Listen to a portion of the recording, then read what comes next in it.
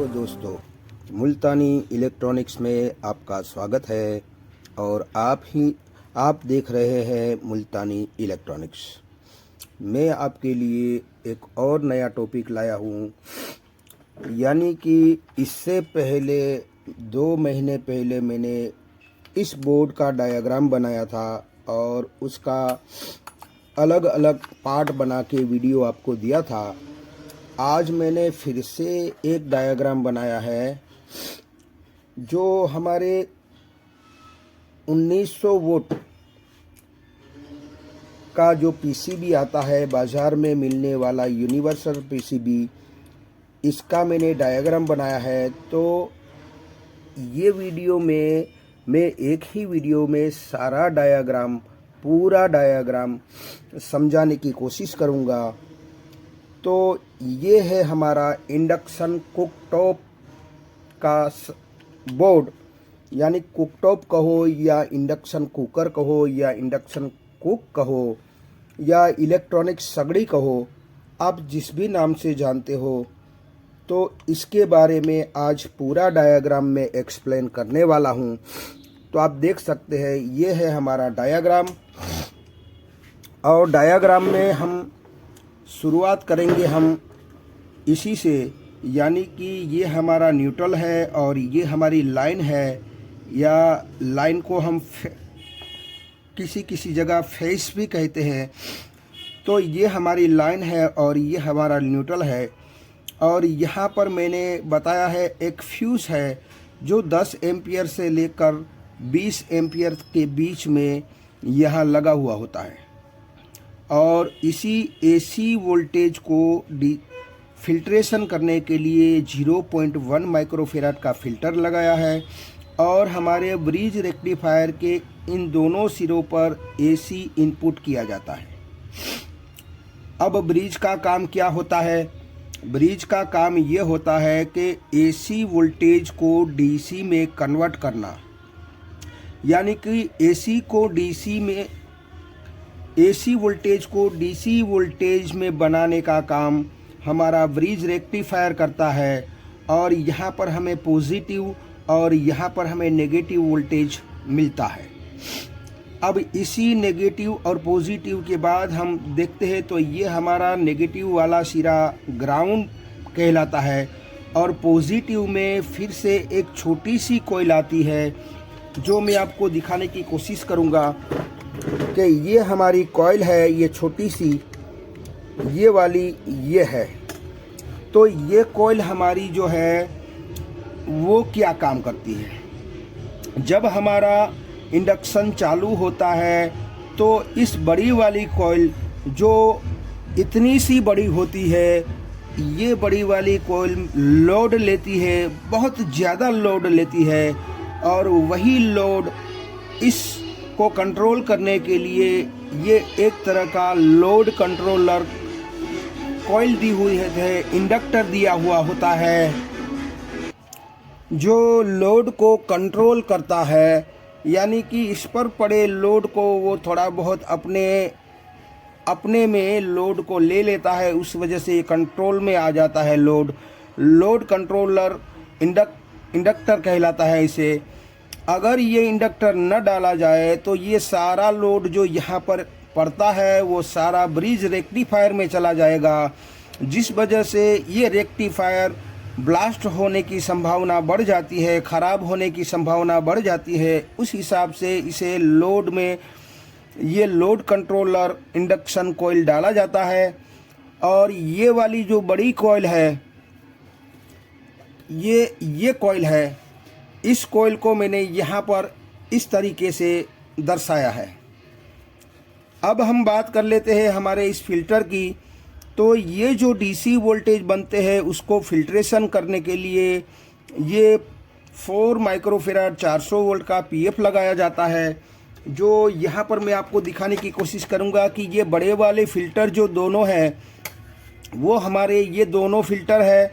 एक इंडक्टर बड़ी वाली इंडक्टर के पैरेलल में लगता है और एक पल्सेटिंग डीसी को स्मूथ डीसी बनाने के लिए यहाँ पर दिया जाता है।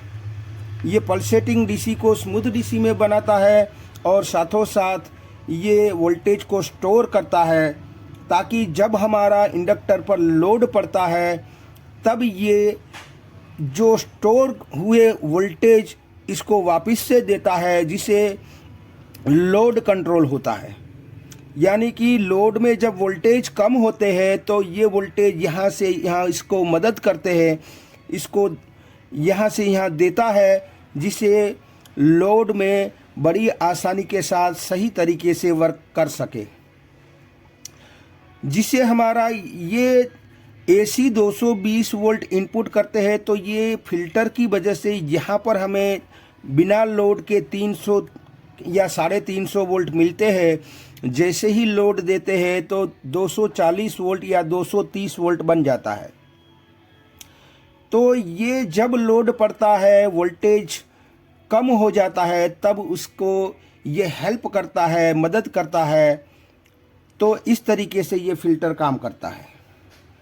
अब बारी आती है इस फ़िल्टर की, ये फ़िल्टर कैसे काम करता है। तो जब हमारा ये IGBT है, इसमें गेट ड्राइव सिग्नल आता है और इसी सिग्नल में पल्सिस होता है कुछ इस तरीके से, जो आपको मैंने यहाँ पर दर्शाया है, आप देख सकते हैं। इस तरीके से पल्सिस होता है, जिसमें ऊपर वाला हिस्सा जो होता है वो हमारा ऊपर वाला हिस्सा होता है वो पॉजिटिव साइकिल है और नीचे वाला नेगेटिव साइकिल है। यानी कि पॉजिटिव हाफ साइकिल और नेगेटिव हाफ साइकिल, तो दोनों में ये हाफ साइकिल आती है और ऑन ऑफ करवाती है। तो किस तरीके कैसे करवाती है, जब यहाँ गेट पर पॉजिटिव हाफ साइकिल आएगी तब ये हमारा IGBT कंडक्ट होगा, यानी कि यहाँ से यहाँ जुड़ जाएगा कुछ लम्हों के लिए। तो जैसे ही ये एमीटर टू कलेक्टर कंडक्ट होगा तो ये नेगेटिव यहाँ से यहाँ चला आएगा, तो यहाँ नेगेटिव होगा और यहाँ पॉजिटिव होगा। तो होगा क्या कि ये वोल्टेज ड्रॉप होगा, और वोल्टेज जब ड्रॉप होगा तो ये वाला फ़िल्टर इसको हेल्प करेगा वोल्टेज बढ़ाने में। तो ये इसकी हेल्प बन जाएगी, यानी कि तब इस PF का वर्क होगा। जब यहाँ पर हमारी नेगेटिव साइकिल आएगी, अगर नेगेटिव साइकिल आएगी तो ये हमारा कंडक्ट नहीं होगा।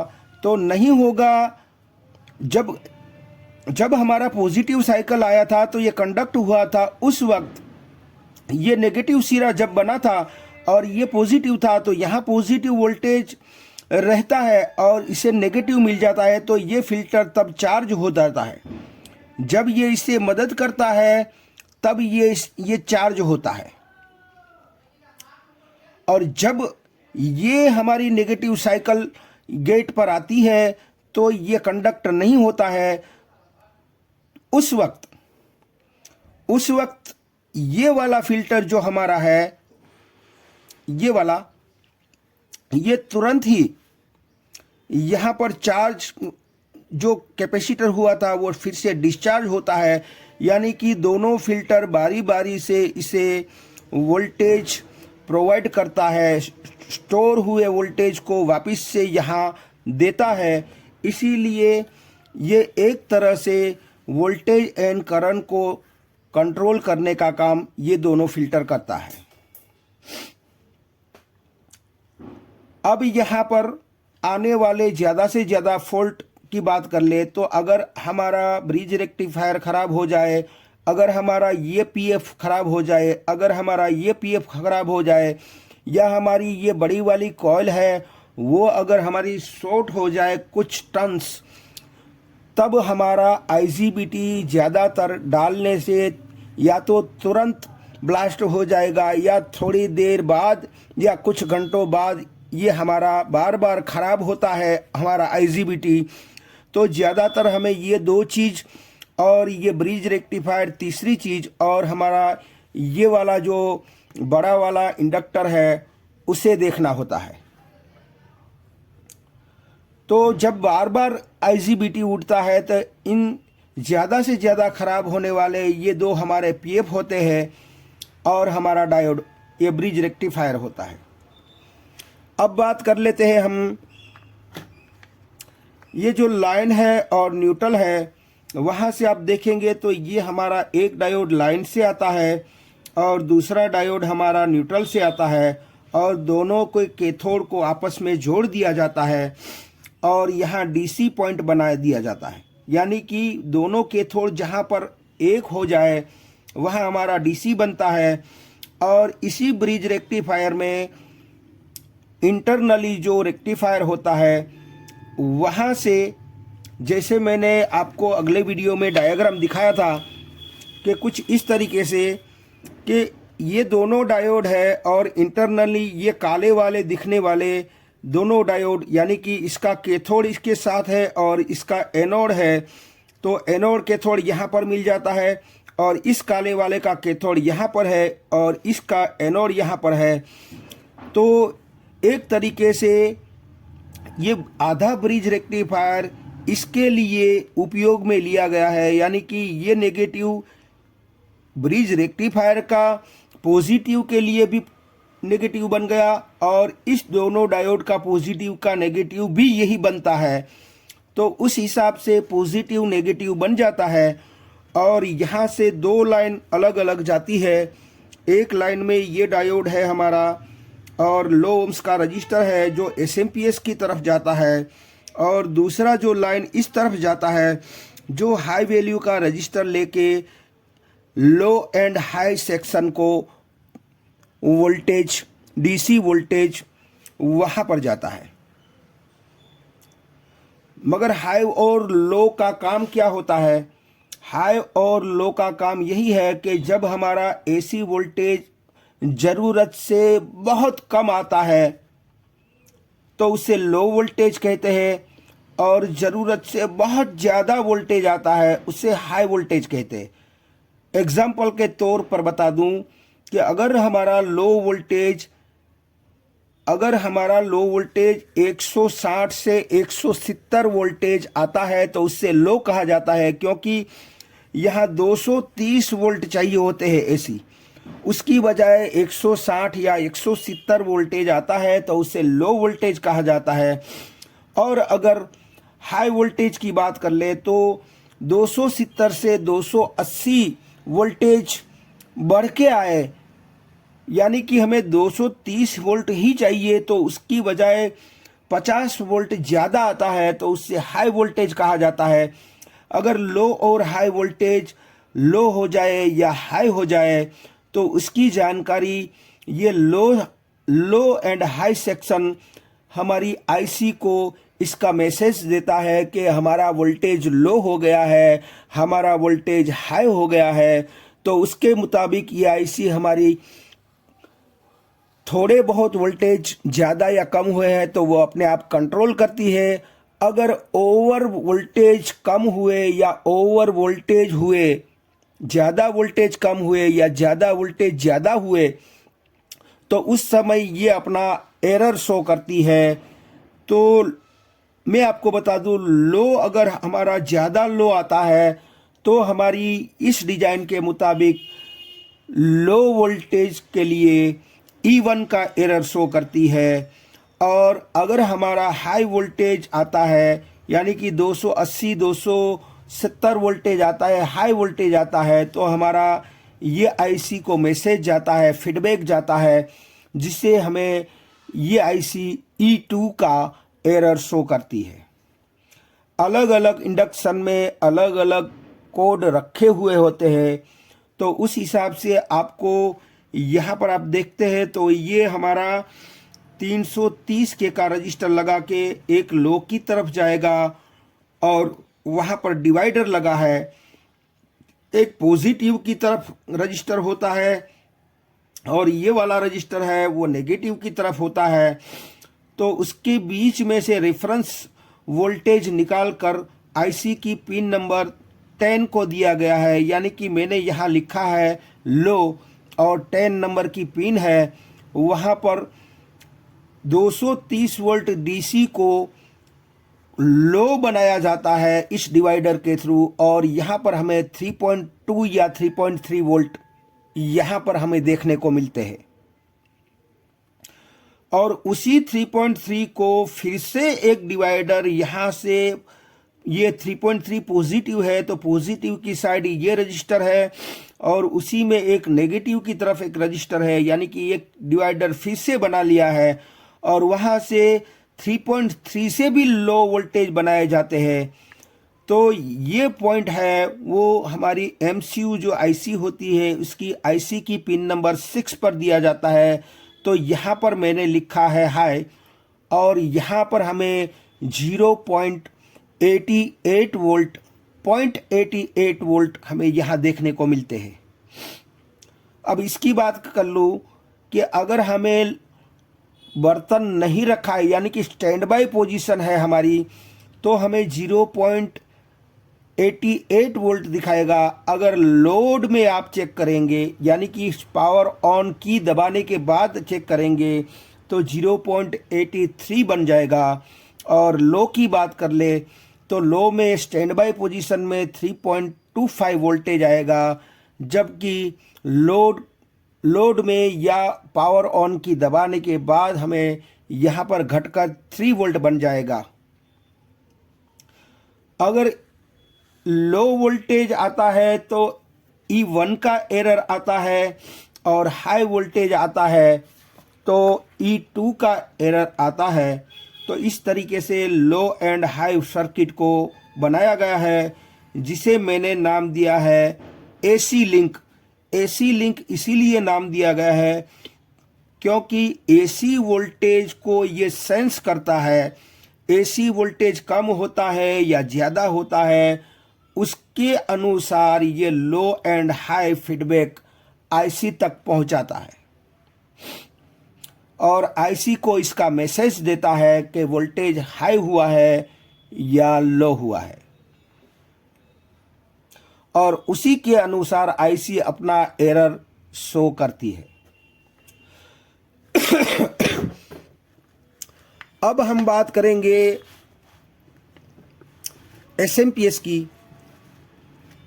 तो यहाँ पर आप देख लीजिएगा कि ये हमारा दोनों डायोड का कैथोड है। वहाँ से एक डायोड लगाकर, रेक्टिफायर डायोड लगाकर लो ओम्स का रजिस्टर के थ्रू इस बड़े वाले फिल्टर में जाता है SMPS के, जो 4.7 माइक्रोफैराड 450 वोल्ट का होता है। तो अगर उस फिल्टर पर आप वोल्टेज चेक करेंगे तो करीब करीब आपको 300 वोल्ट के आसपास देखने को मिलेगा। और वही फिल्टर से SM ट्रांसफॉर्मर के किसी एक वाइंडिंग में यही वोल्टेज 300 दिया जाता है, और उसी SM ट्रांसफॉर्मर का बिल्कुल सामने वाला जो सिरा होता है वो हमारा ड्रेन पॉइंट होता है, हमारा स्विच पॉइंट होता है, हमारा ऑन ऑफ पॉइंट होता है, आप जिस भी नाम से जानते हो। तो फिलहाल ये हमारा ड्रेन पॉइंट है। और इसी ट्रांसफॉर्मर के दोनों सिरों के बीच में एक रजिस्टर, एक PF कैपेसिटर और एक रेक्टिफायर डायोड लगाया जाता है, जिसे हम स्नबर सर्किट के नाम से जानते हैं। स्नबर सर्किट का काम यह होता है कि जब हम SMPS को बंद करते हैं तो कुछ लम्हों के लिए यहाँ वोल्टेज और फ्रीक्वेंसी जनरेट होती है इसमें, इस ट्रांसफॉर्मर में, और उसी की वजह से यहाँ फ्रीक्वेंसी और वोल्टेज दोनों रहते हैं। तो उसी वोल्टेज को इस डायोड के थ्रू और इसी फिल्टर के थ्रू यहाँ फिर से वापस दिया जाता है। और अगर हमारी साइकिलें जनरेट होती है तो इस डायोड के थ्रू और इस PF के थ्रू इस साइकिल को फिर से यहाँ वापस दिया जाता है। अब इसकी बात कर ले कि ये हमारे SMPS में जो PWM IC आती है, जिसका नंबर है DK106, जिसकी 5 नंबर, 6 नंबर, 7 नंबर और 8 नंबर, ये हमारी PWM IC जो ऑन ऑफ करवाने का काम करती है, जो स्विचिंग करवाने का काम करती है, उसका ये चारों पिनों को जोड़कर ये हमारा ड्रेन पॉइंट बनाया गया है, स्विच पॉइंट बनाया गया है, ऑन ऑफ पॉइंट बनाया गया है। अब बात कर लेते हैं 1 और 2 नंबर की पिन जो है वो ग्राउंड कर दी गई है। और दूसरी तरीके से आप ये भी कह सकते हैं कि ये हमारा सोर्स पिन है। जैसे मोस्फेट में सोर्स होता है उसको ग्राउंड किया जाता है, उसी तरीके से ये 1 और 2 नंबर सोर्स पिन है और उससे ग्राउंड किया गया है। अब 3 नंबर की पिन को आप यहाँ पर देख सकते हैं, जो फीडबैक के लिए यूज़ में लिया गया है। यानी कि जब हमारा एसएमपीएस जब ऑन होता है कुछ सेकंड के लिए, तो हमें यहाँ पर ये 18 वोल्ट है, हालांकि उसमें 20 वोल्ट निकलता है और वही 20 वोल्ट फिर से फीडबैक के तौर पर एक डायोड लगाकर और एक जेनर डायोड के थ्रू फीडबैक दिया जाता है। तो यही 20 वोल्ट यहाँ से यहाँ आता है और 18 वोल्ट का जीनर लगाया है। तो जीनर का काम क्या होता है? जीनर का काम ये होता है कि वो अपने कैथोड पर जितने भी वोल्ट का जीनर होता है उतने वोल्ट अपने कैथोड पर रोके रखता है और उससे ऊपर वाले जो भी वोल्टेज है उसको वो पास करता है। यानी कि यहाँ 20 वोल्ट आता है तो यहाँ 18 वोल्ट वो रोक देता है और ऊपर के 2 वोल्टेज को वो पास करके पिन नंबर 3 को देता है। तब जाके ये आईसी लॉक कर देती है कि हमें इसी स्पीड से चलना है। तो उसी स्पीड से वो स्विचिंग करता है, जिसकी वजह से हमें कांस्टेंट यहाँ 20 वोल्ट मिलता रहता है। अब 4 नंबर की बात कर ले। 4 नंबर में सिर्फ आपको एक फिल्टर ही दिखाई देता है बाहर से। ये हमारी 4 नंबर जो है हमारी वीसीसी पिन है, मगर वीसीसी पिन को किसी भी जगह से वोल्टेज नहीं दिया गया है, किसी भी ऑक्सिलरी सप्लाई या ऑक्सिलरी वाइंडिंग से सप्लाई नहीं दिया गया है, ना कि आउटपुट से भी दिया गया है।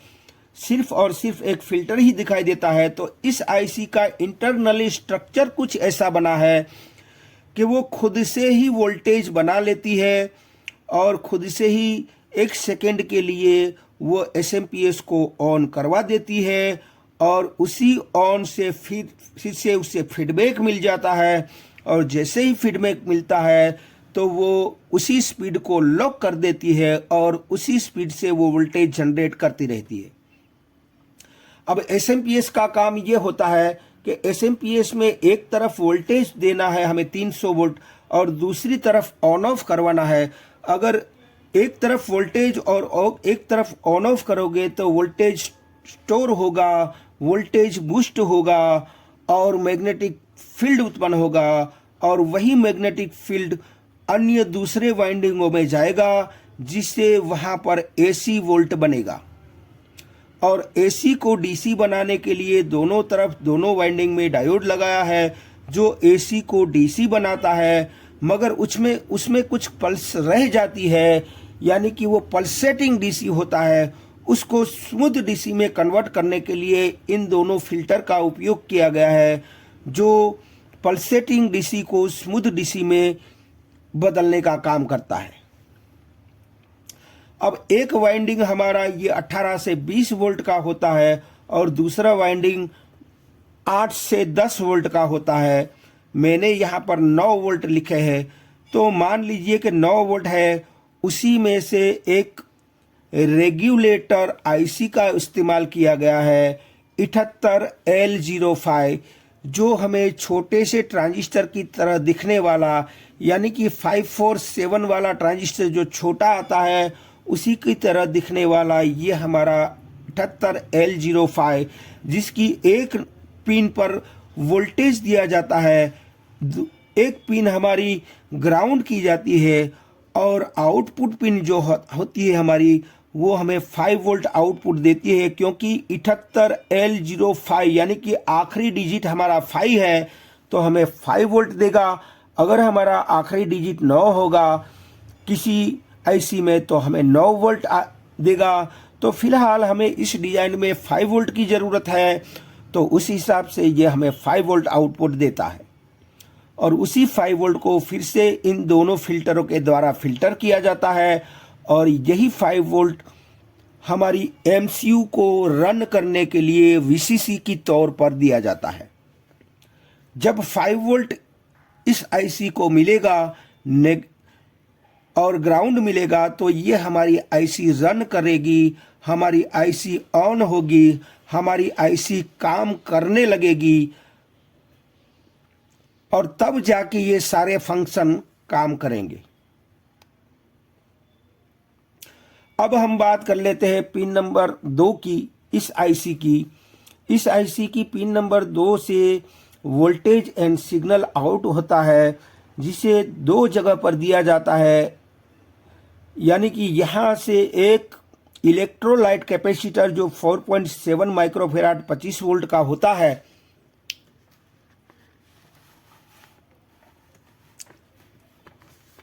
4.7 माइक्रोफेराड 25 वोल्ट का होता है, वहाँ से हमारे बजर को दिया गया है।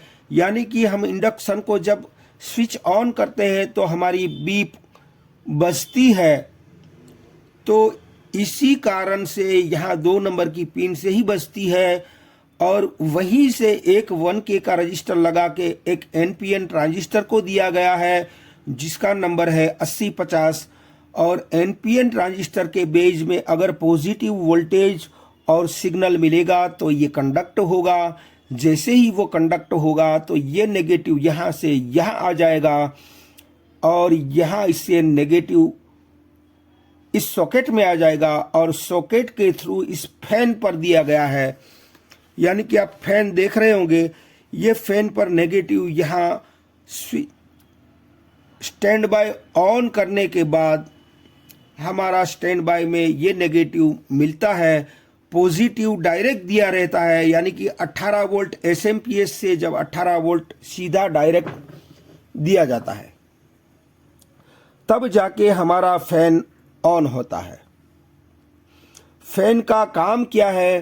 फैन जब हमें फैन का उपयोग किस तरीके से लिया गया? फैन एक हमारा एग्जॉस्ट फैन की तरह काम करता है, यानी कि वो अंदर की गर्मी को बाहर फेंकने का काम हमारा ये फैन करता है। अब बात कर लेते हैं हम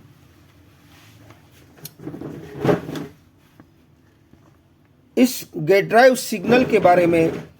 तो ये हमारा gate drive signal pin number 3 से आउट होता है और वही सिग्नल यहाँ पर इसके बेज में दिया जाता है। मगर समझना ये है कि ये सिग्नल हमारा ऑन ऑफ होता है और ये आईसी सिर्फ नेगेटिव को ही ऑन ऑफ करवाता है। यानी कि ये हमें या तो कुछ भी वोल्टेज नहीं देगा आउटपुट में। जब ऑन ऑफ करता है तो थोड़ी देर के लिए कुछ भी वोल्टेज नहीं देता है, न तो पॉजिटिव देता है और न तो नेगेटिव देता है, कुछ भी वोल्टेज नहीं देता है। जैसे कि मैं आपको दिखाना चाहूँगा कि ये हमारी आईसी है और ऑफ कंडीशन में, यानी कि जब हमारा ये आईसी ऑफ रहेगा, MCU ऑफ रहेगा, तब ये हमारा नेगेटिव एक स्विच है इंटरनली, जिसमें एक सिरा ग्राउंड किया रहता है और एक दूसरे सिरे पर ये स्विच रखा गया है। तो ये ऑफ पोजीशन में है, यानी कि इसके साथ ये टच नहीं हुआ है। तो हमें ये आउटपुट पिन पर जो 3 नंबर की पिन है वहाँ पर हमें न तो पॉजिटिव आउटपुट मिलेगा और न तो नेगेटिव आउटपुट मिलेगा, हमें कुछ भी वोल्टेज नहीं मिलेगा। और अगर हमारा ऑन पोजीशन होगा तो ये स्विच ऑन होगी, जिसे ये इसके साथ कनेक्ट हो जाएगी, जिसे ये नेगेटिव यहाँ से यहाँ आ जाएगा और हमें नेगेटिव आउटपुट देगा। यानी कि हमें न तो ऑफ पोजीशन में न पॉजिटिव न नेगेटिव कुछ भी वोल्टेज नहीं देगा और ऑन पोजीशन में हमें नेगेटिव आउटपुट देगा। तो इस तरीके से हमें समझना है कि अगर हमारा ऑफ पोजीशन होगा तो यहाँ पर हमें कुछ भी वोल्टेज, न तो पॉजिटिव न तो नेगेटिव वोल्टेज, कुछ भी वोल्टेज हमें यहाँ नहीं देगा।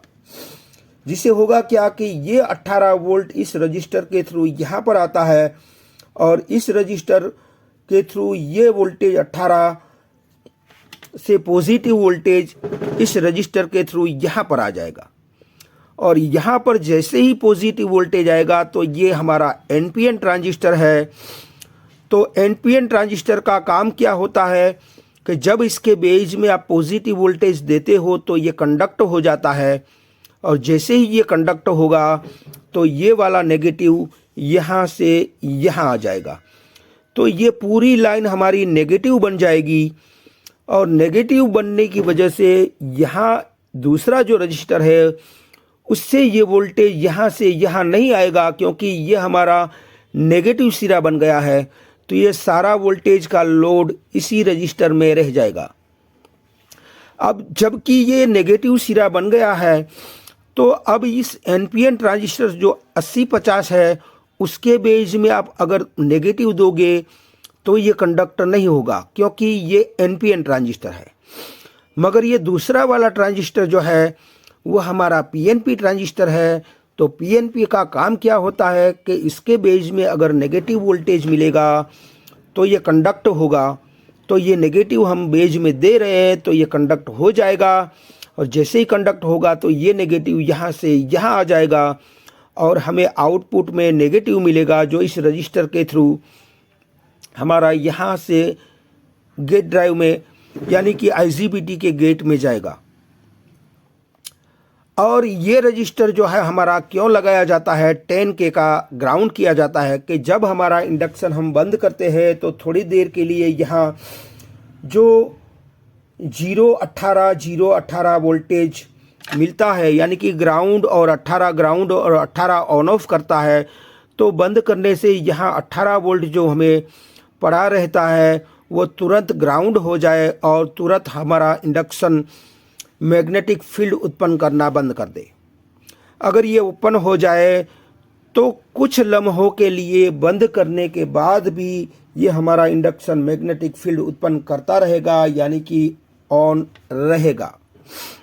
तो अब यहाँ हमें देखना है कि ऑफ पोजीशन में यानी कि यहाँ कुछ भी पॉजिटिव और नेगेटिव कुछ भी वोल्टेज नहीं मिलेगा, तो हमें यहाँ पर आउटपुट में नेगेटिव मिलता है। अब बारी आती है हमारी कि मान लीजिए कि ये स्विच ऑन हुआ तो हमें यहाँ से 3 नंबर की पिन से हमें नेगेटिव आउटपुट में मिलेगा। तो ये नेगेटिव आउटपुट में जब मिलता है तो यहाँ पर नेगेटिव होगा, तो यहाँ पर नेगेटिव होगा तो ये पॉजिटिव से आने वाले वोल्टेज यहाँ से यहाँ नहीं आ पाएंगे, क्योंकि ये पूरी लाइन नेगेटिव बन चुकी है। तो ये सारे वोल्टेज इस रजिस्टर के लोड में आ जाएंगे। तो ये एनपीएन ट्रांजिस्टर है जिसके बेस में नेगेटिव हम देंगे तो ये कंडक्ट नहीं होगा। अब कंडक्ट नहीं होता है तो ये नेगेटिव यहाँ से यहाँ नहीं जाएगा, यानी कि यहाँ पर हमें कुछ भी वोल्टेज नहीं, न तो पॉजिटिव होगा और न तो नेगेटिव होगा। तो उस वक्त ये 18 वोल्ट से ये रजिस्टर के थ्रू यहाँ से यहाँ पॉजिटिव आ जाएगा, क्योंकि यहाँ नेगेटिव नहीं आया है तो ये रजिस्टर ये पॉजिटिव को पास करके यहाँ पर दे देगा। अब पॉजिटिव आया है तो ये पीएनपी ट्रांजिस्टर है, तो पीएनपी ट्रांजिस्टर को पॉजिटिव मिलेगा तो ये कंडक्टर नहीं होगा। और ये हमारा एनपीएन ट्रांजिस्टर है तो उसमें पॉजिटिव जाएगा तो ये कंडक्ट होगा। तो ये कंडक्ट होगा तो क्या होगा कि यहाँ से जो 18 वोल्ट की लाइन है वो पहले से ही कलेक्टर में थी, तो कंडक्ट होगा तो यही 18 वोल्ट यहाँ से यहाँ आ जाएंगे, तो हमें आउटपुट में हमें 18 वोल्ट मिलेगा। यानी कि पॉजिटिव हाफ साइकिल और नेगेटिव हाफ साइकिल में ये अलग अलग एनपीएन और पीएनपी ट्रांजिस्टर बारी बारी से ऑन होता रहेगा, ऑफ होता रहेगा। उस वजह से हमें आउटपुट में 18-0 ऐसे ऑन ऑफ वाले वोल्टेज मिलते रहेंगे, यानी कि ऑन ऑफ होता रहेगा। और इसी ड्राइवर का काम क्या है कि इसी ड्राइवर का काम यह है कि 3 नंबर पिन से निकलने वाले जो सिग्नल है, जो साइकिल है इस तरीके की, वो बड़ी कमज़ोर होती है, बड़ी छोटी होती है। उसको मजबूत बनाने के लिए यानी कि ये छोटी साइकिल को बड़ी बनाने के लिए, एम्पलीफाई करने के लिए, एम्पलीट्यूड बढ़ाने के लिए इस गेट ड्राइवर सेक्शन का यूज़ किया जाता है। और यहाँ पर पावरफुल सिग्नल बनने से ये पावरफुल तरीके से ये ऑन ऑफ करेगा, और जिसकी वजह से ये IGBT ऑन ऑफ करेगा तो ये यहाँ पर हमें इस इंडक्टर कॉइल पर हैवी मैग्नेटिक फील्ड उत्पन्न होगा, और उस पर बर्तन रखने से यानी कि वो मेटल का बर्तन रखा जाता है या लोखंड का बर्तन रखा जाता है, जिससे ये मैग्नेटिक फील्ड को अब्जॉर्ब करेगा, यानी कि वो मैग्नेटिक फील्ड को अपनी तरफ खींचेगा। इसीलिए वो बर्तन हीट लेता है, गर्म होता है, टेम्परेचर लेता है, और उसी से हमारा खाना बनता है। तो ये बात कंफर्म हो गई कि ये किस तरीके से काम करता है। अब बात कर लेते हैं हम साथों साथ इसकी। तो यहाँ पर आपको देखने को मिलता है एक हमारा प्रीसेट है, जो आपको दिखाने की कोशिश करूँगा। ये हमारा प्रीसेट होता है, यहाँ पर यही हमारा प्रीसेट है। प्रीसेट का काम ये होता है कि वो एम्पियर को बढ़ाने घटाने का काम करता है। यानी कि कोई ऐसा खाना बना रहे हो जिसमें कम टेम्परेचर की, हमें कम हीटिंग की ज़रूरत पड़ती है, तो हम इससे कम भी कर सकते हैं। और कोई ऐसा खाना ऐसा बनाते हैं जिसमें बहुत ज़्यादा टेम्परेचर की ज़रूरत पड़ती है, तो इसको घुमाकर हम टेम्परेचर को बढ़ा भी सकते हैं। तो ये हमारे इंडक्शन कॉइल जो होता है उसमें टेम्परेचर बढ़ाने घटाने का, यानी कि वो एम्पियर को बढ़ाने घटाने का काम करता है। अगर किसी टेक्नीशियन ने जानबूझकर अगर इसको पूरी तरीके से हिला दिया, यानी कि स्क्रू ड्राइवर से पूरी तरीके से बंद कर दिया या पूरी तरीके से फुल कर दिया, तो ऐसा भी बन सकता है कि हमारा ये इंडक्शन गर्म होगा ही नहीं, या तो फिर E0 का एरर भी दे सकता है, या तो फिर हमें कभी कभी ये हमारा IGBT भी उड़ा सकता है। और हम गेट ड्राइव की बात कर ले तो गेट ड्राइव में अगर कुछ खराबी आती है या कुछ इस इंडक्शन में कुछ खराबी आती है, तो हमें ज़्यादातर हमें E0 का एरर देखने को मिलता है, क्योंकि यहाँ पर गेट ड्राइव सिग्नल नहीं आएगा तो ये हमारा मैग्नेटिक फील्ड उत्पन्न नहीं करेगा, जिससे हमारा बर्तन हीट नहीं लेगा, गर्म नहीं होगा, टेम्परेचर नहीं लेगा। साथों साथ ये भी बता दूं आपको कि यहाँ से भी ये जो हमारा इंडक्टर कॉइल है वहाँ से भी एक फीडबैक दिया जाता है। यानी कि ये हमारा इंडक्टर कॉइल है, इसका एक सिरा जो है हमारे 300 वोल्ट की तरफ जाता है, और दूसरा सिरा जो है हमारे IGBT के कलेक्टर की ओर जाता है, जिसको हम आउटपुट कहते हैं, और ये 300 वोल्ट की तरफ जाता है। मैंने इसका नाम इनपुट रखा है। तो इन दोनों जगह से एक फीडबैक सर्किट बनाया होता है और IC को मैसेज देता है कि यहाँ पर कितना करंट और कितना वोल्टेज लेता है, उसको सेंस करके इस डिवाइडर सर्किट बना के IC को मैसेज दिया जाता है। अब इस डिवाइडर को क्यों बनाया गया है, क्योंकि यहाँ वोल्टेज बहुत ज़्यादा होता है, यानी कि 200 से 300 वोल्ट DC होता है। उसी को लो वोल्टेज में कन्वर्ट करने के लिए इस डिवाइडर का उपयोग किया जाता है। यानी कि आउटपुट में भी एक डिवाइडर होता है, जो एक रजिस्टर हमारा पॉजिटिव की तरफ होता है और दूसरा रजिस्टर हमारा नेगेटिव की तरफ होता है। उसी तरीके से इनपुट में भी एक रजिस्टर हमारा पॉजिटिव की तरफ होता है और दूसरा रजिस्टर हमारा नेगेटिव की तरफ होता है। और यहाँ इन दोनों सेंटर पॉइंट पर हमें यहाँ पर लो वोल्टेज मिलता है, जो करीब करीब यहाँ आप देख सकते हैं कि इनपुट वाला जो है वो 5 नंबर की पिन पर दिया गया है और आउटपुट वाला 4 नंबर की पिन पर दिया गया है। जो करीब करीब हमें स्टैंड बाय पोजीशन में 1.3 वोल्ट मिलेगा और दूसरे 4 नंबर में 1.2 मिलेगा। जैसे ही स्टैंड बाय ऑन करोगे, लोड दोगे, तो यही वोल्टेज 1.3 में से 0.88 वोल्ट बन जाएगा और 4 नंबर में 0 वोल्ट बन जाएगा। तो इस तरीके से फीडबैक दिया जाता है और इस एमसीयू को जानकारी दी जाती है कि यहाँ पर कितना वोल्टेज और कितना करंट इनपुट आउटपुट पर होता है। अगर इस डिवाइडर के किसी भी रजिस्टर में अगर खामी आती है तो ज़्यादातर देखा गया है कि हमें E3 या E0 का वो इस डिज़ाइन के मुताबिक E0 का फॉल्ट हमें देखने को मिलता है और ज़्यादा से ज़्यादा ये हाई वैल्यू के रजिस्टर ख़राब होते हैं और इस डिज़ाइन के मुताबिक E0 का हमें एरर देखने को मिलता है। तो किसी अलग कोई और कंपनियां है जिसमें E0 की बजाय कुछ और भी एरर का नंबर दे सकता है, तो कुछ और एरर के नंबर भी हो सकते हैं। अलग अलग कंपनी में अलग अलग कोड दिए रहते हैं एरर के। तो इस डिज़ाइन के मुताबिक E0 हमें यहाँ पर देखने को मिलता है। अब यहाँ की बात कर ले हमारा कि अगर हमारा ये दोनों सेंसर है, एक सेंसर होता है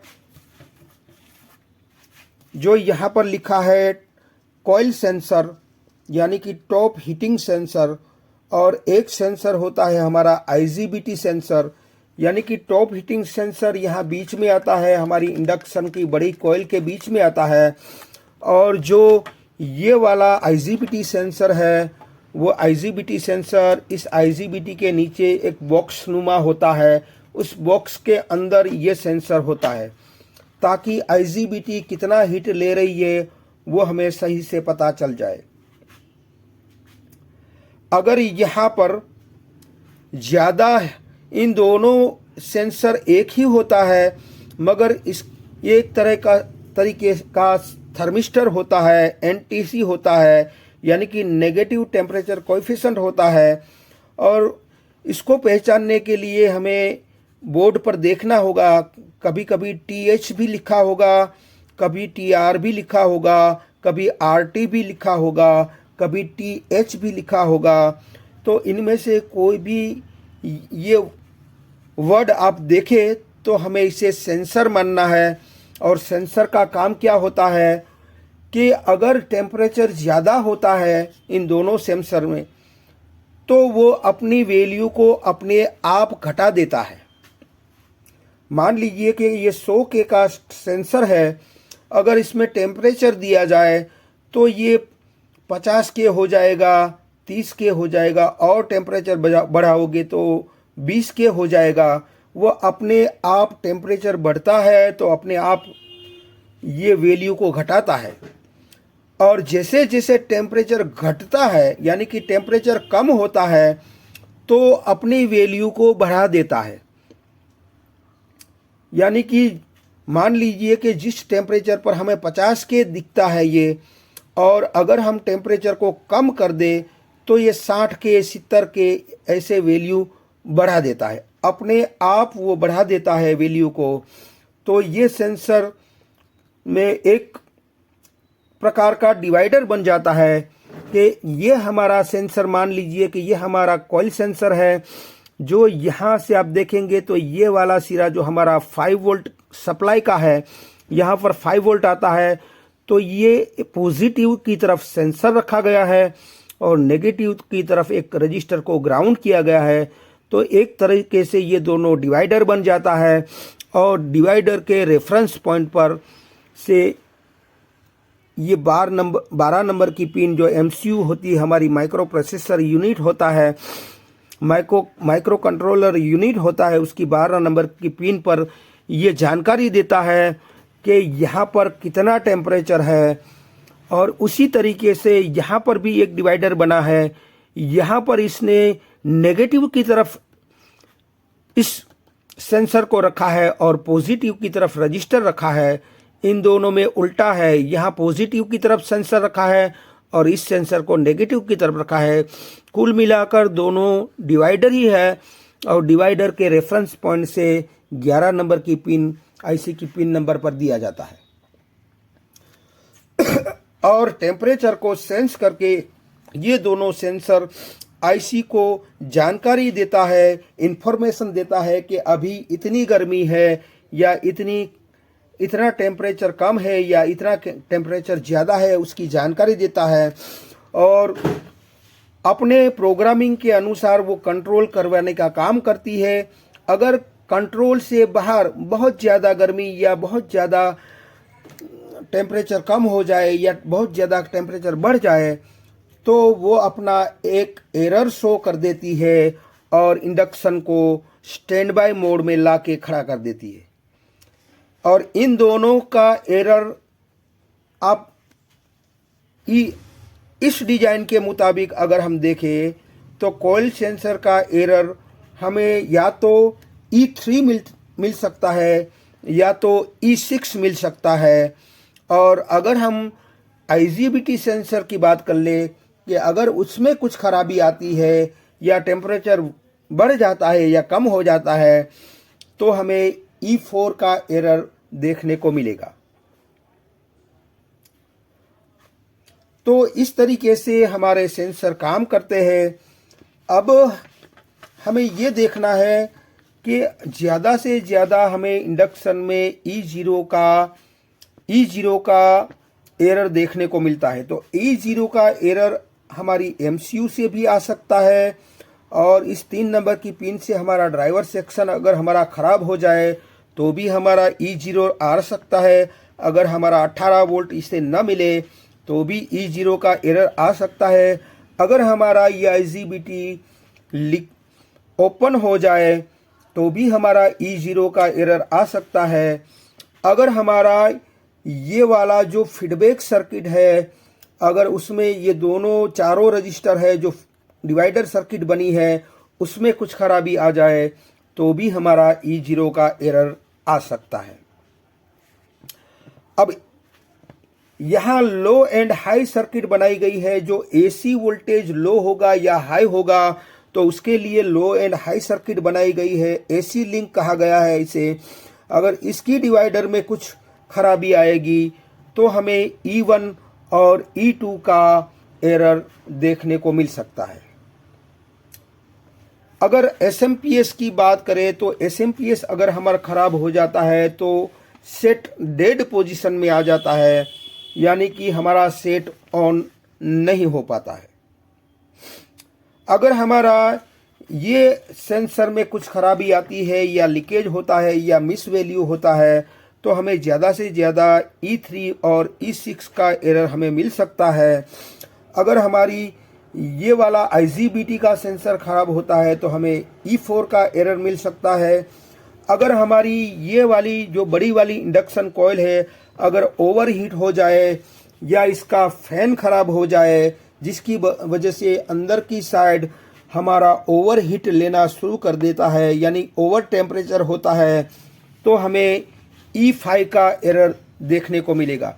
अगर हमने बर्तन इस पर पतला रखा है तो जल्दी गर्म हो जाएगा जिसकी वजह से अंदर की गर्मी बढ़ जाएगी तो भी हमें E5 का एरर देखने को मिल सकता है।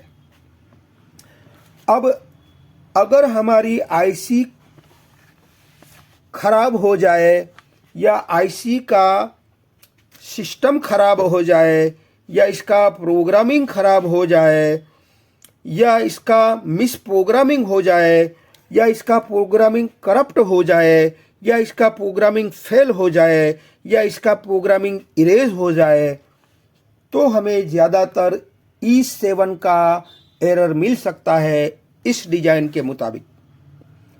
तो आई होप कि ये वीडियो आपकी कुछ समझ में आया होगा। अगर ये वीडियो आपकी कुछ समझ में आया है तो मेरी चैनल को लाइक कीजिए, सब्सक्राइब कीजिए, बेल आइकन को प्रेस कीजिए और खुश रहिए। शब्बा खैर।